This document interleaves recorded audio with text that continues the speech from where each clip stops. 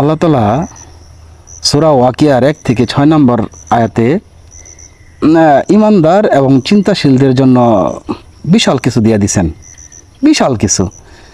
এবং যারা অবিশ্বাসী, যারা দ্বিধা দ্বন্দ্বে ভোগে, সত্যকে আঁকড়ে ধরতে কুণ্ঠাবোধ করে, এখানে তাদের জন্য নিদর্শন আছে।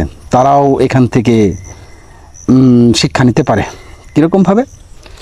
তো এই বিষয়টা আলোচনা করার আগে একটু দেখি যে আল্লাহ তাআলা সূরা ওয়াকিয়ার 1 থেকে 6 নম্বর আয়াতে কি বলছেন।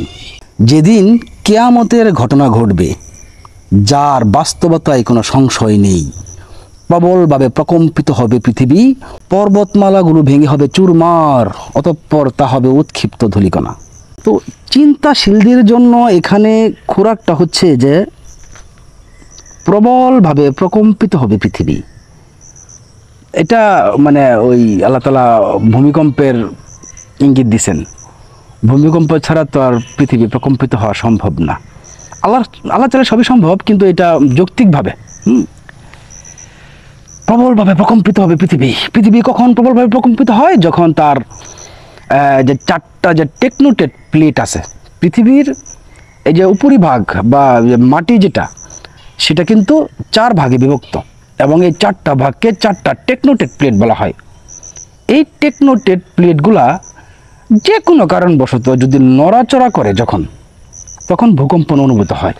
যেহেতু পৃথিবী 4টা টেকনোটেট প্লেটে বিভক্ত আছে এবং সেই প্লেটগুলোর নড়াচড়ার কারণে ভূকম্পন হয় বলে প্রমাণিত, কিয়ামতের দিন যে আল্লাহ তাআলা বলতেছেন যে প্রবলভাবে প্রকম্পিত হবে পৃথিবী, ওই টেকনোটেট প্লেটগুলো ধা ধা ধা ধা ধা করে মানে করতে থাকবে, কাঁপতে থাকবে আল্লাহর নির্দেশে, ধা ধা ধা ধা করে কাঁপতে থাকবে।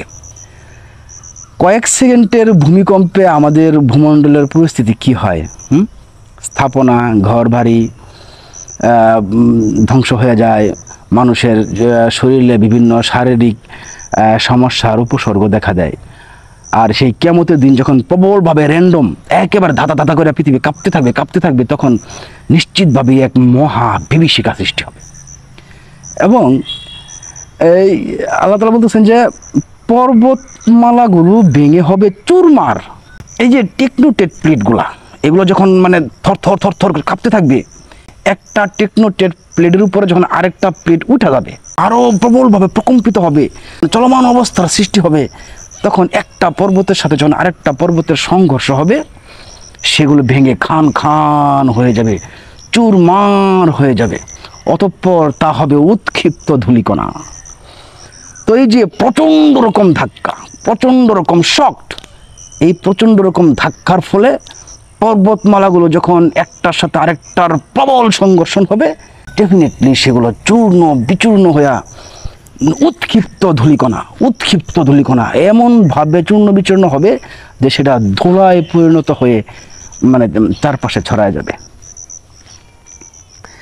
এটা খুবই বাস্তবসম্মত এবং এটা সম্ভব, খুবই বাস্তবসম্মত, খুবই সম্ভব।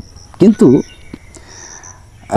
যারা সিদ্ধান্ত নিয়েই নিছে ইসলামের বিরোধিতা করবে, আল্লাহর আয়াতের উপরে অপবাদ দিবে, এইগুলা চিন্তা ভাবনা করার পরও তাদের অন্তরে হেদায়েত আসবে না।